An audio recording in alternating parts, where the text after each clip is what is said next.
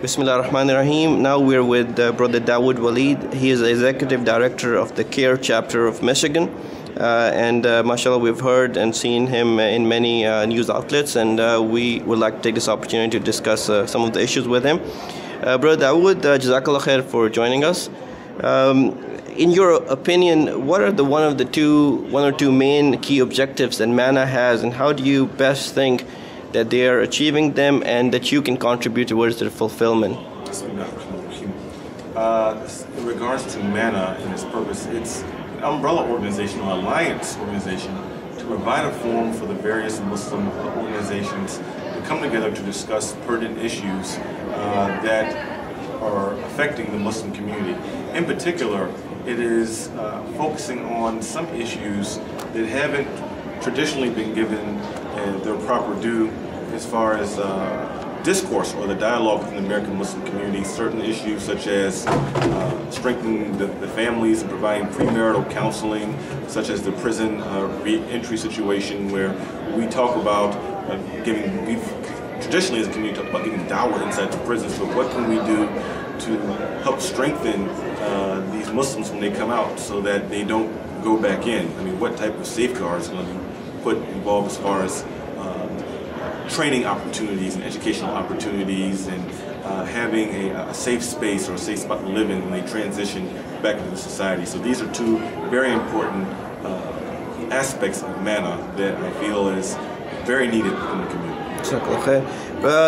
Brother, as you know, there's a lot of discussion, especially in the blogosphere, about the indigenous immigrant divide and how that has been going on for a long time. Can you give us a couple of high-level methodologies for bridging this divide and for making this bridges between the two communities and stop the separation that's been going on for a long time? Well, I think the key is recognition, and this recognition comes through interaction.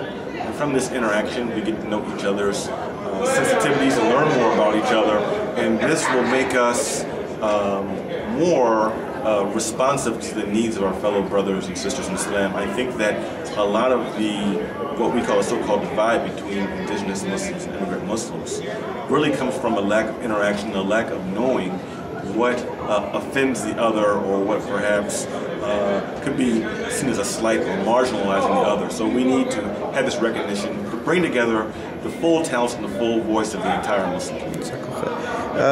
Muslim Matters is becoming one of the largest online communities. Is there a nasiha or message that you would like to send to both the writers and the readership about any topic that you think is pertinent and important to the Muslim Ummah in America? Well, I will give the nasiha that our Prophet Muhammad told us, which is, blessed is he who is preoccupied with their own faults instead of the faults of the others. I think that if we work on ourselves and our own nafs as individuals, this will help make us a better community, instead of us always pointing the finger at how we think someone's aqidah is not right, or how a brother's beard isn't long enough, or how a sister's not wearing her headscarf correctly. These matters that we tend to, or they're part of this group or that group, and they're not real Muslims. I think that if we sit back and investigate ourselves and look at our own shortcomings and faults, that will help elevate the Ummah, because we will be elevating ourselves and working on ourselves, taking personal inventory.